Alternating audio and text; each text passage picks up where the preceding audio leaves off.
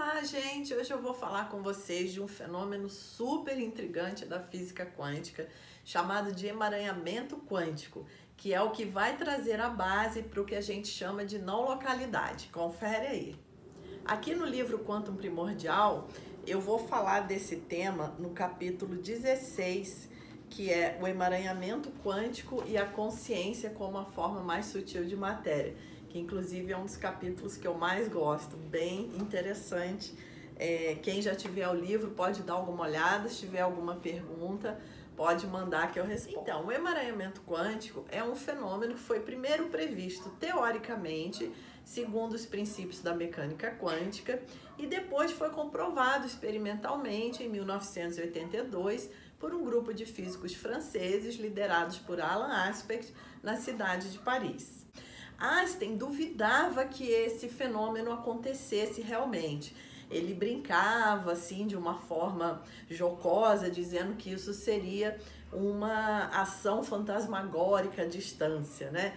Por quê? Vamos entender. Esse fenômeno, ele diz que duas partículas podem estar separadas a quilômetros de distância, mas no momento em que a gente fizer uma medida de uma grandeza da partícula A, por exemplo, instantaneamente a partícula B, mesmo a quilômetros de distância, anos-luz de distância, essa grandeza que foi medida pela partícula A, instantaneamente também será alterada, também terá o valor alterado na partícula B, tá? Então vamos colocar isso em termos mais simples. Por exemplo, eu tenho dois fótons, né? Ou dois elétrons, duas partículas. Eu emaranho essas partículas em laboratório. O que seria isso? Esse emaranhamento, ele se dá, por exemplo, no caso de fótons, através de jogar um laser em um tipo de cristal específico. O laser que sai desse cristal sai com os fótons emaranhados. Então existem técnicas, né, muito avançadas que permitem que partículas sejam emaranhadas em laboratório. No momento que essas partículas são emaranhadas, elas passam a funcionar, digamos assim, como se elas fossem uma única partícula. No jargão da física quântica, a gente fala sobre o colapso da onda, né, de probabilidades. Então, como elas funcionam como uma única partícula, no momento que eu as separo e faço uma medida na partícula A, por exemplo, a partícula B também se altera, porque no momento que eu meço, eu colapso, né? Eu tenho as infinitas possibilidades. Na física quântica, medir é sinônimo de observar. Então, no momento que eu faço uma medida ou faço uma observação, eu colapsei aquela onda de possibilidade. Então, instantaneamente, a partícula B, que está em outro lugar, ela também vai colapsar junto com a partícula A, tá? Por isso que ocorre esse fenômeno do emaranhamento. Então, vamos supor que as duas partículas juntas tivessem um spin total zero. O que seria isso? A partícula A tem um spin positivo, a partícula B tem um spin negativo. O que é o spin? O spin é um número quântico, né, que representa algo relacionado, poderíamos dizer, fazendo um análogo aos fenômenos clássicos, alguma coisa relacionada a um tipo de rotação da partícula, né? Não é exatamente isso, mas serve como um paralelo para a gente entender. Então, imagine que eu tenho duas partículas A e B que tem o spin total zero. O spin total desse sistema formado pelas partículas A e B é igual a zero. Isso quer dizer o quê? Que a partícula A, se a partícula A tem um spin positivo, a partícula B tem um spin negativo, ou vice-versa, mas elas têm spins com sinais contrários, já que o spin total do sistema é zero, tá? Então, essas partículas foram emaranhadas, separei partícula A num laboratório, partícula B em outro laboratório a quilômetros de distância. No momento que eu faço uma medida na partícula A e altero o valor do seu spin, faço um procedimento, né, alguma coisa na partícula, e com a medida, com a observação, eu percebo que o spin dela se alterou, instantaneamente a outra partícula também vai ter o seu spin alterado. Então, Einstein ficava muito intrigado com isso, né? Porque Einstein falava, nada pode se mover mais rápido que a luz.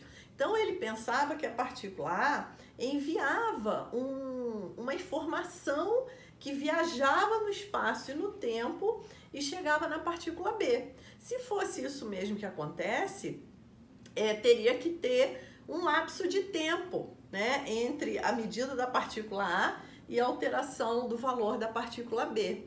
Mas isso não acontece, né? Esse experimento já foi refeito várias vezes em vários laboratórios diferentes e não há nenhum lapso de tempo, é algo instantâneo. Então, por isso que o Einstein chamava de ação fantasmagórica à distância, né? Porque vai contra a teoria da relatividade, que diz que nada pode se mover mais rápido que a luz. Mas nesse caso, essa comunicação é instantânea, é mais rápido que a luz. Isso não invalida a teoria da relatividade de Einstein. O que os físicos entendem é que o emaranhamento quântico, ele pertence a alguma outra classe de fenômenos que a física ainda não consegue entender muito bem, né? Então, é como se fosse assim, uma coisa é a teoria da relatividade com a velocidade da luz, outra coisa é o emaranhamento quântico, são fenômenos diferentes e uma coisa não contradiz a outra, tá certo? E aí vem a ideia de não localidade, porque o que é um fenômeno local? Um fenômeno local é um fenômeno que acontece dentro do espaço e dentro do tempo. Por exemplo, quando uma pessoa fala com a outra, eu emito um som, esse som viaja no espaço e chega ao ouvido de outra pessoa. Nós temos o limite da velocidade do som, né? Então, essa informação realmente viaja no espaço-tempo. Então, isso é um fenômeno local. Agora, o fenômeno não local é algo que ocorre além de espaço-tempo. Então, daí vem essa ideia da não localidade. Então, a não localidade, ela conecta duas pessoas ou dois entes, né, físicos de maneira além do espaço-tempo. Então, o físico Amit Goswami, ele dá como exemplo, para ilustrar, por exemplo, dois irmãos gêmeos, né, que estão separados, cada um num lugar completamente diferente do planeta, e no momento que um dos gêmeos machuca o dedo no espinho, o outro gêmeo que está lá do outro lado do planeta grita ai, né? Então seria algo assim. E dentro da nossa experiência, né, várias pessoas têm fenômenos, né, já passaram por situações que mostram essa comunicação não local, esse emaranhamento, né, essa correlação maravilhosa aí que já acontecia na nossa vida, né, em fenômenos sutis, e hoje a física traz esse modelo fantástico do emaranhamento quântico para a gente entender melhor esses fenômenos sutis, né? Dessa forma a gente consegue entender melhor esses fenômenos sutis dentro de um viés científico. Fantástico, né, gente? Então, espero que vocês tenham gostado do vídeo, curtam, compartilhem. Comentem aí se vocês já passaram por alguma situação que vocês perceberam essa não localidade, esse emaranhamento quântico, né? É bem comum, várias pessoas têm experiências que mostram isso. E vamos comentar, vamos compartilhar, vamos expandir esse paradigma quântico para que a gente entenda melhor o mundo, entenda melhor o universo, o nosso papel dentro dele e possamos passar por uma ampliação de consciência, que é o que todos nós desejamos. Um beijo!